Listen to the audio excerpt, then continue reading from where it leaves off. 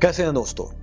मशहूर तरीन Russian novelist Leo Tolstoy ने जंग की हौलनाकियों पर तंज करते हुए अपने नॉवल एना कार्निया में लिखा था कि जिसे भी लगता है कि जंग की बहुत ज़रूरत है और फलां वक्त में जंग के बगैर गुजारा नहीं, उसे एक मर्तबा मैदान जंग में भेज दें, उसे फ्रंट लाइन पर लड़ने के लिए भेजें, तबाही के सामने खड़ा करें, उसे हरावल दस्ते का इंचार्ज बना दें। हो सकता है वो अपनी आंखों के सामने बर्पा क़यामत को देखकर सोच बदल ले। मगर दोस्तों, शायद टॉल्स्टॉय की मुलाकात कुछ ऐसे लोगों से नहीं हुई थी जिन्हें जंग की हौलनाकी से रोमांस होता है। ये लोग जंग के इतने खूगर होते हैं कि अगर कभी खुदाए दास्तान लियो टॉल्स्टॉय इनसे मिलता तो अपने ख्यालात पर नजर सानी कर लेता। शायद ऐसे कई किरदार हमें यूक्रेन में रूस के खिलाफ लड़ते हुए नजर आते हैं। इनकी कहानी इतनी अजीब है कि शायद आप में से बहुत सौ के लिए ये बिल्कुल नई बात हो। ये शौकिया जंगजू होते हैं, वॉलंटियर्स होते हैं, जिनकी कहानियां मुख्तलिफ अखबारात में छप भी रही हैं और दुनिया के मुख्तलिफ ममालिक से ये आए होते हैं। ख़ासतौर पे उन ममालिक से भी ये आते हैं जो बड़े पीसफुल हैं, जैसे कि न्यूजीलैंड, जहां क्राइम रेट 0 है। फिर ये उन तरक्की याफ्ता ममालिक से भी आए हुए हैं, यूक्रेन में, जहां पुरअमन ज़िंदगी गुजारना उनके लिए ज़रा भी मुश्किल नहीं था, लेकिन उन्होंने उस पुरअमन ज़िंदगी को, उस अच्छी नौकरी को छोड़ दिया एक जंग के लिए। किसी खास आइडियोलॉजी के तहत नहीं, अपनी जिबिल्लत के तहत, क्योंकि जंग का थ्रिल ही उनकी जिंदगी थी। इनमें से एक अहम किरदार दोस्तों 37 साल 37 ईयर ओल्ड साबिक अमेरिकी मैरीन सोल्जर डॉक है। याद रही, डॉक यकीनन उसका असली नाम नहीं है, बल्कि असली नाम छुपाने के लिए ही ये फर्जी नाम डॉक इख्तियार किया गया है। क्योंकि अगर असली नाम ही हर जगह इस्तेमाल कर लिया जाए, इस तरह के वॉलंटियर्स या जंगजू इस्तेमाल करें, तो इससे जंग के बाद की उनकी जिंदगी बहुत मुश्किल हो जाती है। तो इसलिए वो एक फर्जी नाम इस्तेमाल करते हैं। तो खैर, मिस्टर डॉक वो इंसान है जो नौजवानी में अमेरिकी फ़ौज में मैरीन कमांडो था, इराक और अफगानिस्तान की जंगों में अमेरिकी फ़ौज का हिस्सा था। अब आप देखिएगा कैसे ट्रांसफॉर्म एक शख्स की ज़िंदगी और उसके ख्यालात होते हैं एक दूसरी जंग में जाकर। लेकिन दोस्तों, ये शख्स जो इराक और अफगानिस्तान में अमेरिकी जंग का हिस्सा था, 2011 में रिटायर्ड हो गया, तो इसके जहन में ये बात शीशे की तरह क्लियर हो चुकी थी, क्रिस्टल क्लियर थी कि वो किसी और काम के लिए बना ही नहीं है। उसकी ज़िंदगी मैदान जंग से शुरू होती है और ये किसी दिन ख़त्म भी मैदान जंग ही में होगी। सो अब उसे अपनी बाकी ज़िंदगी भी किसी न किसी मैदान कारज़ार ही की तलाश जारी रखना थी। लेकिन यहाँ उससे छोटी सी दोस्तों अंदाजे की बहरहाल गलती हुई, ये हमें कहना पड़ेगा। वो ये कि अब तक अमेरिकी फ़ौज के साथ जो कुछ भी जंग उसने लड़ी थी उनका हिस्सा बनकर, उसमें उसे 2 एजेस हासिल थे, 2 उसे एडवांटेजेस थे। एक ये कि वो दुनिया की सबसे बड़ी ताकतवर मिलिट्री मशीन का बहरहाल हिस्सा था। दूसरा एज ये था कि उसके मुकाबले पर कभी किसी ताकतवर मुल्क की बहुत मुनज़्ज़म फौज आई ही नहीं थी, बल्कि बिखरे हुए ग्रोह, अलकायदा या दाश वगैरह के जो ग्रोह थे, उनसे उसकी जंगें या उसकी लड़ाइयाँ रही थी अमेरिकी फ़ौज का हिस्सा होते हुए। तो उसने कभी तसव्वुर भी नहीं किया था, उसने ये एक्सपीरियंस ही नहीं किया था, उसके दिमाग में ये बात अभी नहीं आई थी कि जंग के थ्रिल के शौक़ में ऐसा भी हो सकता है कि उसके सामने सचमुच की कोई फ़ौज आ जाए, मुनज़्ज़म फ़ौज, तो क्या होगा। हमारा दोस्तों डॉक ने अमेरिकी फ़ौज से जब उसका कॉन्ट्रैक्ट ख़त्म हुआ तो वो अमेरिका वापस गया और गूगल में एक सॉफ्टवेयर इंजीनियरिंग डिपार्टमेंट में उसने जॉब शुरू कर दी। मगर उसके अंदर का जुनूनी जंगजू उसे दफ्तरी मशीनरी का एक बेकार पुर्जा बनने से मुसलसल रोक रहा था। उसने इधर उधर दुनिया के मामलात में ताका झाकी शुरू की। उन दिनों अमेरिका में दोस्तों डोनाल्ड ट्रंप की हुकूमत थी और डॉक को डोनाल्ड ट्रंप से बड़ी चिढ़ थी। इसी दौरान ये हुआ कि 24 फरवरी 2022 को 24 फरवरी 2022 को रूस के यूक्रेन पर हमले की खबर इंटरनेशनल ब्रेकिंग न्यूज़ जब बनी तो उसने भी देखी। डॉक की ज़िंदगी में तो जैसे बहार आ गई इस खबर से, जैसे कि उसकी बेचैन रूह इसी लम्हे का इंतज़ार कर रही थी। उसे यूँ लगा। वो फ़ौरन यूक्रेन कॉन्सुलेट पहुंचा, जहां जंग में रज़ाकाराना खिदमात देने के लिए लोगों ने अपने नाम रजिस्टर्ड करवाना शुरू किए हुए थे। इब्तदाई शुरू के इंटरव्यूज़ के बाद उसे कहा गया कि वो हफ्ता 2 हफ्ते सब्र करे, हम उससे दोबारा राब्ता करेंगे। कहानी दोस्तों यहाँ से एक दिलचस्प मोड़ अब लेगी। यूक्रेनियन प्रेसिडेंट व्लादिमीर ज़ेलेंस्की का एक बयान पूरी दुनिया में नशर होता है, जिसमें ज़ेलेंस्की ने रूसी जंग को यूक्रेन की नहीं बल्कि तमाम मगरबी दुनिया के लिए खतरा करार दे दिया, उनकी जंग करार दे दिया।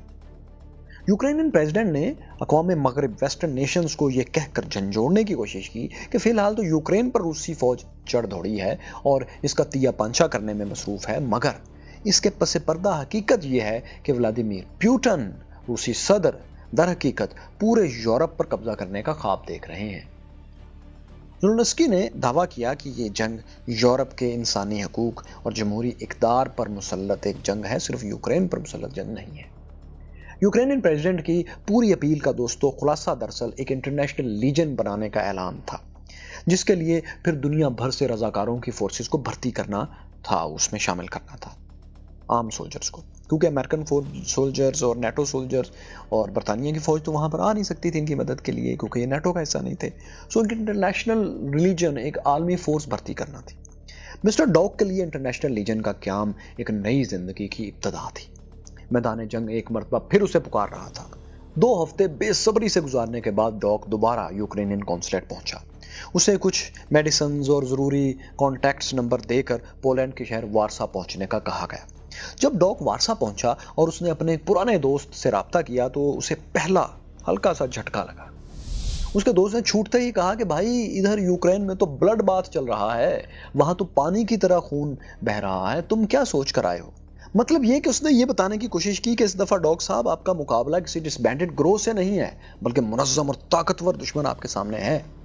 लेकिन मिस्टर डॉग इस पर कुछ ज्यादा परेशान नहीं हुए, जुज़बुज़ नहीं हुए, क्योंकि ज़ाहिर एक ट्रेंड सोल्जर थे, अमेरिकन मैरीन्स रह चुके थे और काफ़ी तरबियत थी उनकी, तो वो बहरहाल इस मौके पर तो परेशान नहीं हुए।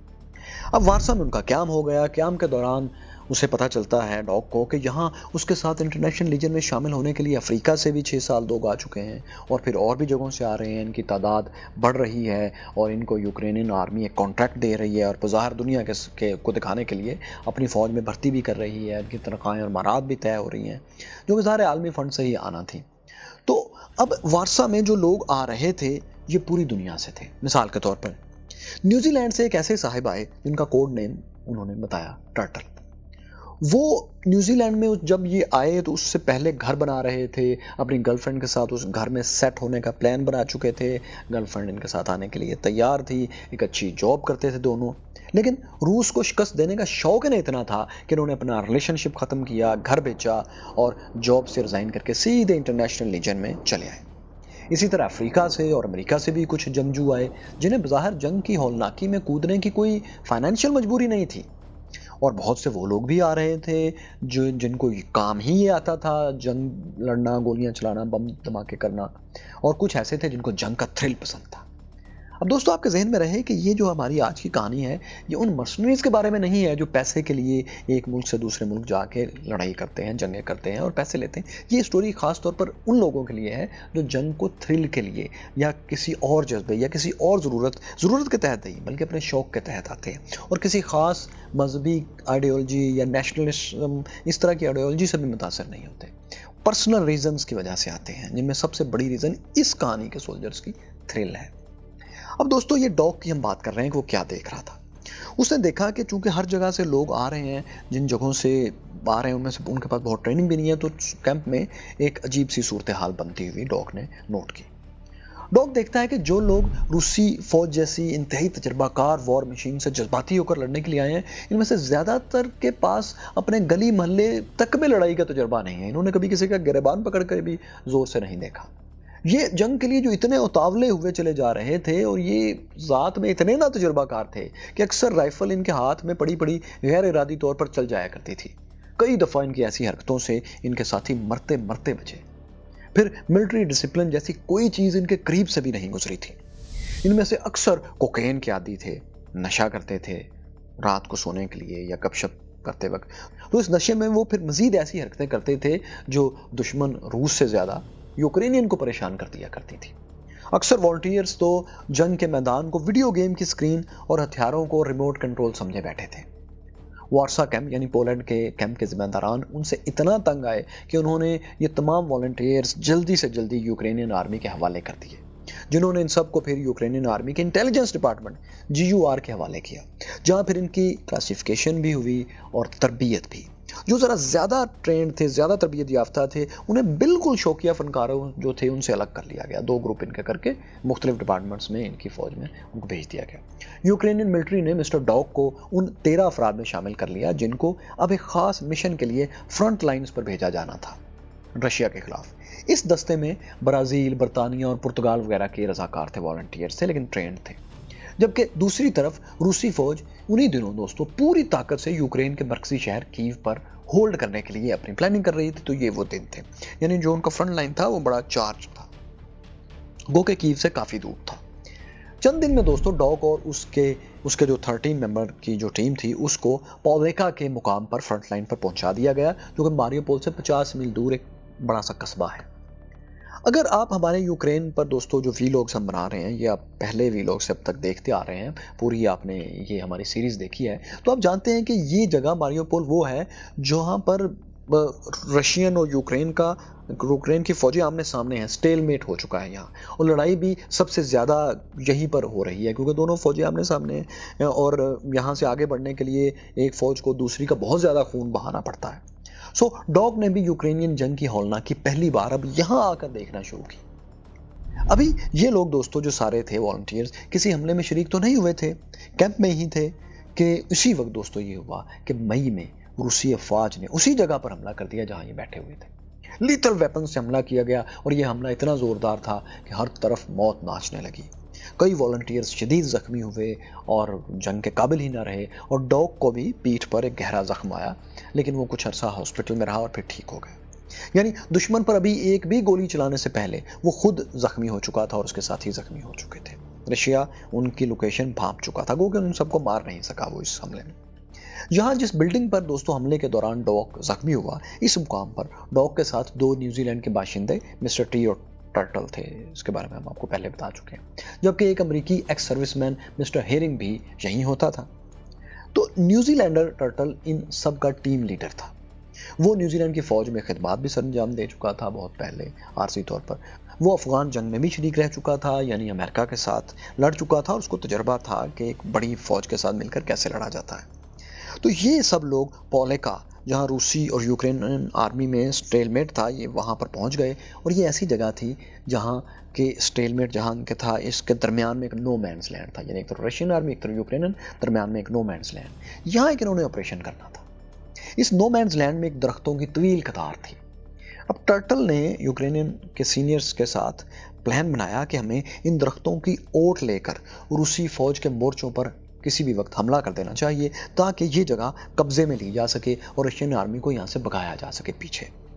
अब मिलिट्री एक्सपर्ट्स के हिसाब से तो ये बेवकूफ़ी की बात थी कि वॉलंटियर्स, सिर्फ रजाकारों की फौज रूस जैसी मिलिट्री मशीन से मोर्चे छीनने जैसी प्लानिंग करे, जो कि मोर्चे क्या पूरे बंकर ज़बरदस्त किस्म के बने हुए थे और उसमें टनल्स थी और छोटे छोटे गार बने हुए थे। मगर प्लानिंग में क्या जाता है।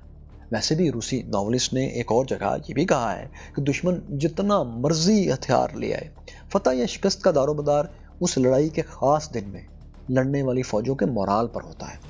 जिस दिन मैदान जंग होता है, जिसका मोराल जितना बुलंद हो, उसके जीतने के चांसेस उतने ज़्यादा हैं। दोस्तों ऐसी ही कुछ सूरत हाल अब रशियन और यूक्रेन के लिए लड़ने के लिए आने वाले वॉलंटियर्स के दरमियान भी पेश आने वाली थी।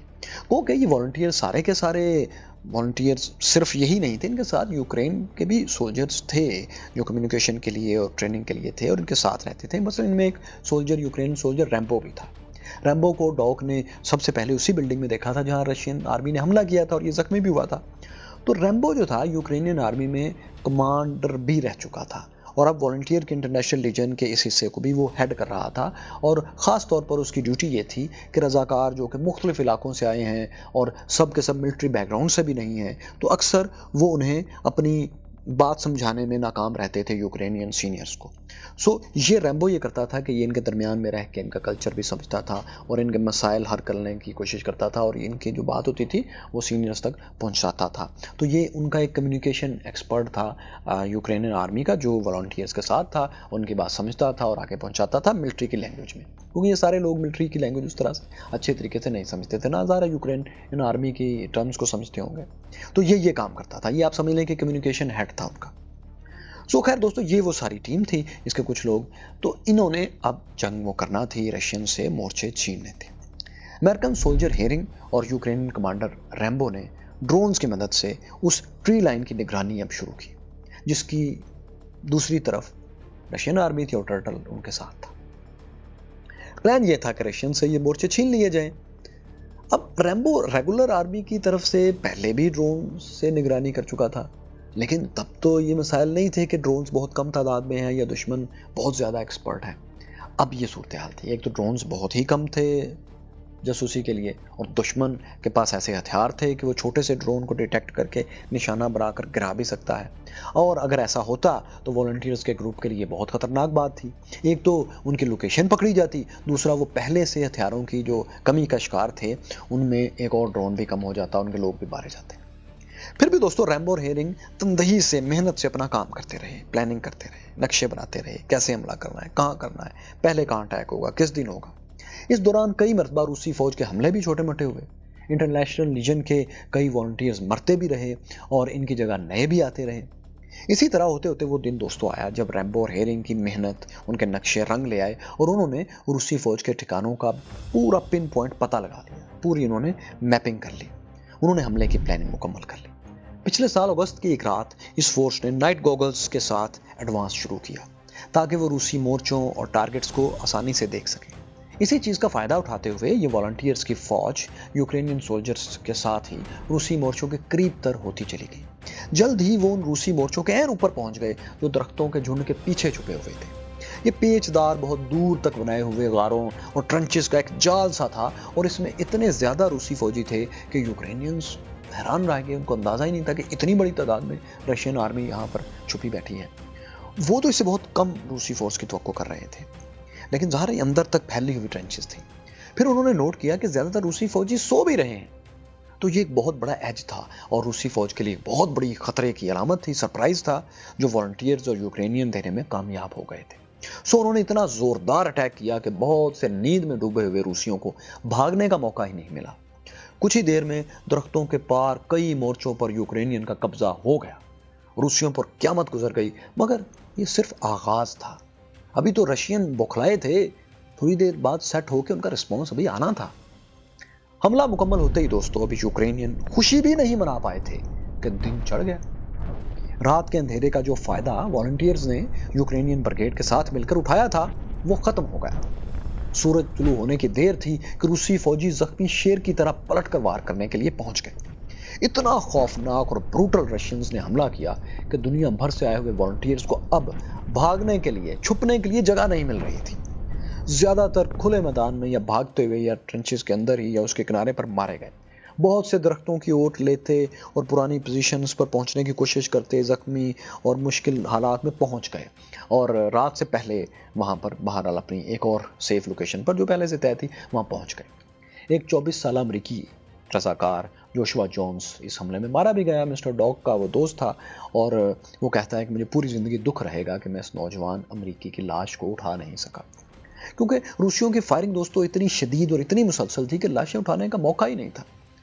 مگر ڈاگ کہتا ہے کہ چند دن بعد اس نے امریکی نیوز چینلز میں CNN پر دیکھا کہ جوشوا جونز کی میت واپس امریکہ پہنچ گئی ہے، تو اسے حوصلہ ہوا کہ چلو یہ دفن تو اپنی آبائی سرزمین پر ہو گیا. یہ بات ڈاگ اور باقی والنٹیئرز کے لیے یوں بھی دوستوں تسلی کا باعث تھی کہ انٹرنیشنل لیجنز کے سولجرز کو دشمن جنگی قیدی کے حقوق نہیں دیتا. روسی فورسز یوکرین کو اور یوکرین روسی فوجیوں کو تو جنیوا کنونشن کے تحت پرزنرز آف وارز کے حقوق دیتا ہے، لیکن یہ دونوں دیتے ہیں، لیکن وہ کہتے ہیں کہ جو لوگ نان اسٹیٹ ایکٹرز ہیں وہ تو دہشت گرد ہیں. خاص طور پر روس کو اعتراض ہے کہ جو لوگ یوکرین کے باہر سے آزادانہ حیثیت میں آ کر رشین سے لڑ رہے ہیں انہیں جنگی قیدی کے حقوق نہیں دے سکتے ہم، کیونکہ وہ تو دہشت گرد ہیں. ویسے دوستو اگر آپ دیکھیں تو امریکی تعریف میں بھی نان اسٹیٹ ایکٹرز کو امریکہ تو دہشت گردی کہتا ہے. یہاں پر روس امریکہ کو امریکی زبان ہی میں جواب دیتا ہے. حالانکہ یوکرین نے اس مسئلے سے بچنے کے لیے آپ جان چکے ہیں کہ انٹرنیشنل ایجنٹس کے سولجرز کو کیو میں باقاعدہ رجسٹریشن کی تھی اپنے دارالحکومت میں. پھر انہی والنٹیئرز کو یوکرینین سولجرز کے برابر کا درجہ بھی دیا گیا تھا. ان کی ماہانہ تنخواہیں اور برآت بھی وہی رکھی گئی تھیں جو عام یوکرینین سولجر کی تھیں. یہ سب اقدامات تو ظاہر تھے اور انہی سے والنٹیئرز کو یہ احساس ہوتا تھا کہ ان کی قربانی کو رائے گاہ نہیں جانے دیا جائے گا، اسے اہمیت دی جائے گی اور اگر پکڑے جاتے ہیں تو ان کو پرزنرز آف وارز کا درجہ ملے گا، انہیں رائٹس ملیں گے. مگر دوستوں مسٹر ڈاگ کو یہاں ایک نئی پریشانی لاحق ہو گئی، کیونکہ کچھ مہینے کی جنگ کے بعد ڈاگ کے ذہن میں یہ سوال اب کل بلانے لگا کہ جب وہ عراق اور افغانستان میں امریکہ کی طرف سے کانٹریکٹ پر جنگ لڑ رہا تھا تو ایک طے شدہ فارمولے کے تحت چھٹیاں بھی ملا کرتی تھیں. اس نے سوچا یہاں بھی ہمیں کوئی ایسا سین دیکھنے کو ضرور ملے گا जब उसने काफ़ी महीने देखा कि छुट्टी की खुद से तो यूक्रेनियन बात ही नहीं कर रहे, तो उसने बातों बातों में टोल लगाने की कोशिश की। उसने यूक्रेनियन ऑफिशियल्स और सीनियर सोल्जर्स के सामने बात करनी शुरू की कि भला बताओ तो तुम्हारे ख्याल में ये जंग कब तक चल सकती है। उसे जवाब दिया गया कि ये जंग तो उसी सूरत में खत्म होगी जब कोई एक फ्रीक, रूस या यूक्रेन, दूसरे को पूरी तरह शिकस्त दे देगा या एक बाकायदा हार मान लेगा। और उन्होंने कहा कि इस वक्त तो इन दोनों सूरतों में से दूर दूर तक कोई भी सूरत नजर नहीं आती। सो जंग अभी चलेगी। डॉग बेचारा जो बहाने बहाने से अपनी छुट्टी की बात करना चाहता था, वो खामोश हो गया। लेकिन ये परेशानी दोस्तों सिर्फ रजाकारों की फोर्स ही को नहीं थी। यूक्रेनियन ऑफिसर्स भी कुछ वजूहात से परेशान हो रहे थे, क्योंकि रजाकारों की फौज में हर कोई अपनी शिनाख्त पूरी तरह जाहिर नहीं करता था शुरू में, ताकि ये ना हो कि उसको शामिल ना किया जाए। इसीलिए जब किसी चैलेंज के मौके पर किसी खास वॉलंटियर को कोई खास काम कहा जाता था, तो पता लगता था कि ये काम तो वो कर ही नहीं सकता। मसलन एक यूक्रेनियन कमांडर ग्रेग को एक नौमोज यूक्रेनियन फौजी, जो कि ज़ाहिर है फौजी नहीं था, वेटेलाई उसका नाम था और वो थोड़ी सी तबीयत के बाद आया हुआ था, वॉलंटियर्स में शामिल था, उसने अपने टैबलेट पर मैदान जंग दिखाकर अपने अफसर ग्रेग को हैरान कर दिया। उसने वेटेलाई ने ड्रोन इमेजेस थे और मैप्स थे गूगल की, उनकी मदद से उसने बताया कि रूसी फौजी कहाँ कहाँ अटैक कर सकते हैं, उनकी ट्रेंचेस इस तरह से हैं, उसके नक्शे इस तरह से हैं, हमें मुकाबले के लिए यहाँ यहाँ डिफेंसेस लेने चाहिए, और उसने अपने तजर्बे से ये सीखा। ये सारा उसने नक्शा अपने टैबलेट पर बताया। तो इस नौमोस्ट सोल्जर से, नए सोल्जर से मुतासिर होकर कमांडर ग्रेग ने कहा, ठीक है, अब से इस जोन के कमांडर तुम हो, कमान संभाल लो, अब से तुम सबको ऑर्डर करोगे। वेटेलाई ने घबरा कर कहा, नहीं, मैं तो एक डांसर हूं, मुझे कमान करनी नहीं आती। वेटेलाई दोस्तों दरअसल अपने मुल्क की मोहब्बत में फौरी तौर पर मैदान जंग में खिदमत देने तो पहुंच गया था, वरना असल में वो एक ताइफे के साथ काम करता था जो मुख्तलिफ जगहों पर कस्बात में और शहरों में डांस की परफॉर्मेंस दिया करते थे। ये डांसर लेकिन था बहुत जफाकश और मेहनती और स्मार्ट, क्योंकि शायद डांस के लिए एक्सरसाइजेस भी बहुत करना पड़ती हैं। इसलिए एक बार ये जख्मी भी हुआ, लेकिन अपनी सेहत और फुर्ती में वेटेलाई बाकमाल इंसान था, ये वो सारे वॉलंटियर्स और यूक्रेनियन मानते थे। लेकिन ज़ाहिर कमान करने की ट्रेनिंग उसकी बिल्कुल भी नहीं थी कि ऑर्डर कैसे देना है मिलिट्री में, और उस ऑर्डर को फिर फॉलो कैसे करवाना है, उस पर अमल कैसे करवाना है, ये एक नई सलाहियत है जो उसमें नहीं थी। तो खैर दोस्तों, रूसी फौजियों के खिलाफ जो बहुत आर्जी सी फतह वॉलंटियर्स ने एक रात के चंद घंटों की फतह हासिल की थी यूक्रेनियन फौज के साथ, वो खत्म हो चुकी थी और उसकी भारी कीमत सबको चुकाना पड़ी। रूस ने इसके बाद पॉलेका कस्बे को पूरे के पूरे को कब्जे में लेने का फैसला किया, क्योंकि वो देख चुका था कि जब तक इस जगह पर सारा कब्जा नहीं होगा, यूक्रेनियन किसी न किसी तरह मुसलसल हमले करते रहेंगे, लिहाजा ये जगह उसकी निगरानी में रहनी चाहिए। 5 दिन बाद ही रशियन आर्मी ने टैंकों और रॉकेट्स के साथ ऐसा भरपूर हमला कर दिया था कि यूक्रेनियन सोल्जर्स और वॉलंटियर्स के पास भागने के सिवा कोई रास्ता नहीं था। वो कई जाने गंवा कर यूक्रेनियंस और वॉलंटियर्स पॉलिका के करीब ही अपने बटालियन हेडक्वार्टर वो हार्डर उसकी तरफ पसपा हो गए। मिस्टर डॉग और उसके साथी रजाकार वॉलंटियर्स मुख्तलिफ जगहों पर तैनात कर दिए गए और जगहों पर बिखेर दिए गए, वहाँ से सब एक जगह पर नहीं रहे और मुख्तलिफ ऑपरेशन में वक्तन फ़वक्तन वो जाते रहे। इस दौरान एक बार डॉग वापस न्यूयॉर्क भी आया, अमेरिका में, जहाँ उसने फिर निचला नहीं बैठा, बल्कि उसने यूक्रेनियन सोल्जर्स और वॉलंटियर्स के लिए फंड्स जमा किए, और वो हर एक से इस दौरान कहता फिरता था कि यूक्रेन रशिया की जंग में रूस गलत है, और इसलिए गलत है कि उसने एक छोटे से और कमज़ोर मुल्क पर हमला किया है, उसकी आज़ादी छीनी है, इसलिए हमारा फ़र्ज़ है, पूरी दुनिया का फ़र्ज़ है कि उनकी मदद की जाए। लेकिन जब डॉग से पूछा जाता कि तुम अमेरिका की तरफ से इराक और अफगानिस्तान में जब लड़ रहे थे तो क्या यही सूरत हाल नहीं थी? क्या उस वक्त तुम एक बड़ी ताकतवर फौज के साथ एक छोटे से कमज़ोर से दुश्मन पर चढ़ नहीं दौड़े थे? तो क्या तुम ये तस्लीम करते हो कि तुम भी उसी तरह गलत थे जैसे आज सदर प्यूटन को तुम गलत कह रहे हो? डॉग के पास दोस्तों इसका कोई जवाब नहीं, लेकिन वो शर्मिंदा ज़रूर होता है और कहता है कि मैं अफ़गानिस्तान में अमरीकी फ़ौजियों के रास्ते में बारूदी सुरंगें बिछाने वाले जंगजुओं को बुज़दिल कहा करता था, अफ़गानिस्तान में और इराक में भी। लेकिन देखो, आज मैं खुद रूसी टैंकों के रास्ते में बारूदी सुरंगें बिछाने के लिए फ़ंड्स जमा करता फिर रहा हूँ। दोस्तों, रूस यूक्रेन जंग की जो सीरीज़, जो कहानी, जो सिलसिला हमने शुरू कर रखा है, उसमें से ये एक बड़ी ही नई तर्ज की कहानी हम आपके सामने इंटरनेशनल अखबारात से, इंटरनेशनल न्यूज़पेपर से, आर्टिकल से ही लेकर आए हैं। इस सारी जंग को हम पहले दिन से कवर कर रहे हैं, जब से ये 24 फरवरी 2022 से शुरू हुई थी। ये जंग दोस्तों सिर्फ दो मुल्कों की लड़ाई नहीं है, बल्कि अमेरिकी सुपर पावर के एजेंडे को चैलेंज करने की एक जंग है, जिसमें अगर रूस जीतता है तो दुनिया का नक्शा अब नया बनाना पड़ेगा, और अगर अमेरिका जीतता है تو اس کا ورلڈ آرڈر اگلی کئی دہائیوں تک چلے گا اور مضبوط ہوگا۔ اس جنگ کو سمجھیں کیونکہ اب انٹرنیشنل افیئرز میں، فورن افیئرز میں ہر ملک جو بھی پالیسی طے کرتا ہے، کسی ملک سے بات کرتا ہے، تو اس میں یہ سب سے اہم ایشو ہو جاتا ہے بڑی طاقتوں میں۔ پاک روس گیس کو دیکھ لیں، پاک روس تیل کے معاہدے کو، آئل ڈیل کو دیکھ لیں، اس سے متاثر ہو رہی ہے دنیا میں، تیل کی قیمتیں اس سے متاثر ہو رہی ہیں۔ سری لنکا کا دیوالیہ پن اس کی وجہ سے تھا۔ سعودی عرب چین جو الائنس بنا ہے، اور سعودی عرب ایک بڑی گریٹ گیم کی پاور بن کر سامنے آیا ہے، اس کے بیک گراؤنڈ پر بھی رشیا یوکرین جنگ ہے۔ یہ جنگ دوستو تفصیل سے نقشوں کے ساتھ اسٹریٹجیکلی سمجھنے کے لیے آپ یہاں ٹچ کر سکتے ہیں۔ یہاں دیکھیے کہ بھارت میں مارشل آرٹس کیوں نہیں لگے جبکہ پاکستان میں، سری لنکا میں، بنگلہ دیش میں لگتے ہیں، اور یہ رہی اربوں کلومیٹر دور کی کہانی سناتی دوربین کی اپنی کہانی۔